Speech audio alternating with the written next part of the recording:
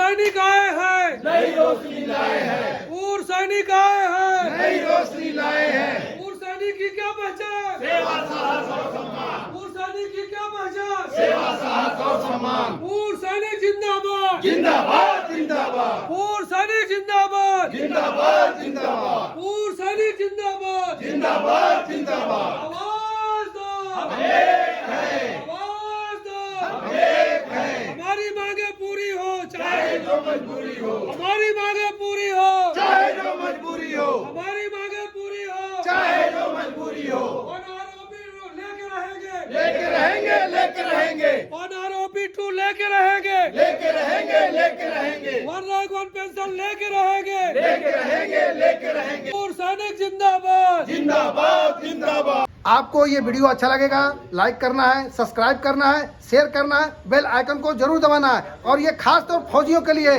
जितने फौजी ex serviceman हैं या सर्विस में हैं, पूरे फौजियों इसको लाइक करेंगे, कोई भी नोटिफिकेशन मैं डालूंगा आपके पास तुरंत पहुंचे। जय हिंद। कैप्टन आज़ाद आज पूर्व सैनिक, वीर सेनानी पूर्व सैनिक कल्याण समिति, जो आपके सामने मैं बोर्ड दिखा रहा हूँ, उनकी मीटिंग है। अब मीटिंग में ये हमारा श्याम सुंदर साहब पटेल जी जो हैं, वो आपके सामने कुछ बयान देंगे। और जो 3 तारीख को प्रदर्शन होने वाला है, उसमें कैसे रणनीति अपनाया जाएगा उसके बारे में बताएंगे। तो पटेल जी आप बताइए कि जो 3 तारीख का है, आपका उसमें क्या आह्वान है? आजाद साहब, आपने बहुत अच्छा प्रश्न किया है। ओआरओपी की भूमिका से मैं इसकी शुरुआत करता हूं। जी। ओआरओपी कहां से इसका जन्म हुआ? 1947 के बाद जब देश आज़ाद हुआ तो सैनिकों को पेंशन का 70% बेसिक पे का पेंशन मिलती थी, जिसको 1973 तीसरे वेतन आयोग में सरकार ने घटा करके 50% ऑफ बेसिक पे कर दिया गया।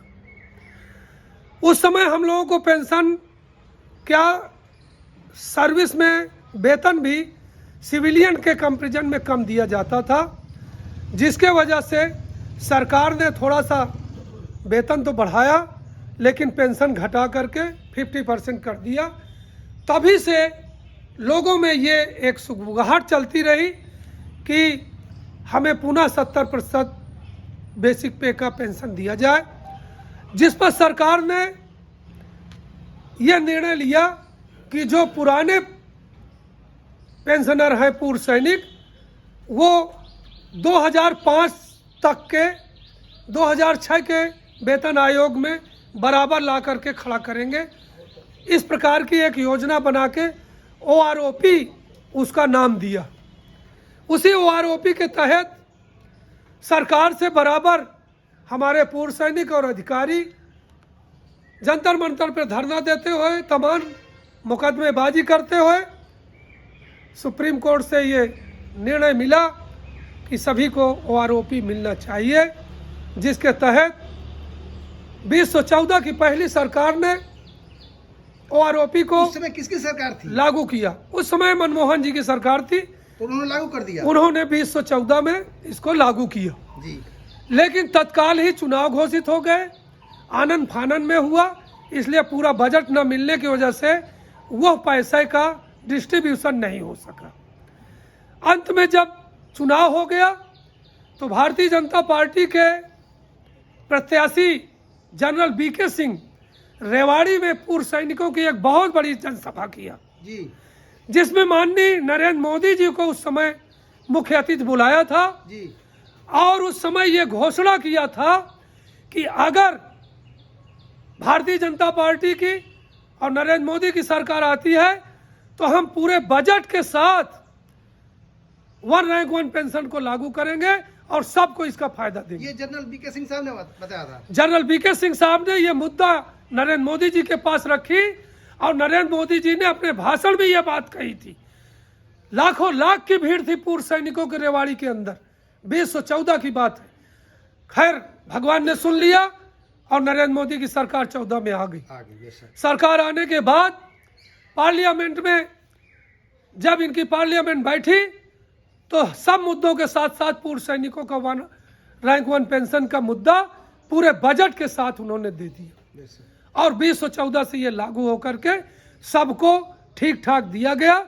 तो उस समय कोई विरोध नहीं हुआ था, लेकिन उसमें एक ये निर्णय लिया गया कि हर 5 साल बाद इसका पुनरीक्षण होगा और पुनरीक्षित करने के बाद जो कमी बेसी रहेगी वो हर 5 साल बाद इनको देते रहेंगे। मतलब कि हर साल 5 साल के बाद रिवीजन किया जाएगा। रिवीजन किया जाएगा। वो रिवीजन 2019 में होना चाहिए था, लेकिन 2019 में सरकार ढीली पड़ी रही और रिवीजन नहीं हुआ।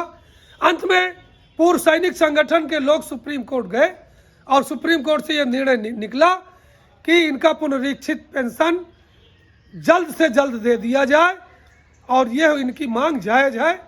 जब यह बात को सरकार के पास गई तो सरकार ने सुप्रीम कोर्ट से समय मांगा कि हमको दिसंबर तक का मौका दे दिया जाए। सुप्रीम कोर्ट ने मौका दे दिया। दिसंबर के बाद जनवरी में इन्होंने फिर मौका मांगा, हमें मार्च तक मौका दे दिया जाए। तब सुप्रीम कोर्ट ने इन्हें मौका नहीं दिया। सुप्रीम कोर्ट ने कह दिया 15 मार्च तक आपको 1 रैंक 1 पेंशन का पेमेंट जवानों को देना है, अगर नहीं दे सकते तो आप जवाब दीजिए। तब जाकर के आनन फानन में रक्षा मंत्रालय में मेजर जनरल स्तर के अधिकारी लेकर के, मंत्रालय के सचिव को लेकर के, सीजीडीए के अधिकारियों को लेकर, सीडीए पेंशन के अधिकारियों को लेकर के आनन फानन में प्रसाद की तरह 1 रैंक 1 पेंशन के बजट को बांट दिया गया, जिसमें अधिकारियों को कई गुना दे दिया गया, जेसीओज को कुछ नहीं दिया गया और जवानों को प्रसाद की तरह दिया गया, जो बिल्कुल गलत है। क्योंकि ये पेंशन स्केल नहीं है, ये पेंशन वृद्धि है, अलाउंस है। अलाउंस जैसे सरकार डीए घोषित करती है 4% डीए सबको दिया जाएगा, तो उसी तरह से इनको एक निश्चित मैट्रिक को घोषित करना चाहिए कि ये परसेंटेज सबको मिलेगा। मतलब भेदभाव नहीं होना चाहिए। भेदभाव नहीं होना चाहिए। इन्होंने 2 भेदभाव रख दिया। 2016 से रिटायर वालों का अलग, 2016 से 19 तक रिटायर वालों का अलग, ये भेदभाव हो गया। इन्होंने जो मैट्रिक्स बनाई वो 5/7 कर दिया और अधिकारियों को 2.82 कर दिया। मेरा ये कहना है कि ये 2 चीज़ कहाँ से निकल के आ गई। जब ये पेंशन वृद्धि है, पेंशन स्केल नहीं है और डीए की तरह बांटना था, तो अगर 2.82 गुणांक से बांटना शुरू किया था तो सबको एक ही गुणांक में बांटना था। अफसरों को 2.82 क्यों और जवानों को 2.57 क्यों, और जेसीओ को तो बिल्कुल ही आउट कर दिया। ये कौन सा तरीका बांटने का हुआ। इसलिए इसको जिस प्रकार सरकार 4% डीए बांटती है, उस तरह से 2.82 गुणांक से सभी को दे दे, जो मिलना होगा मिल जाएगा। ये जरूरी है।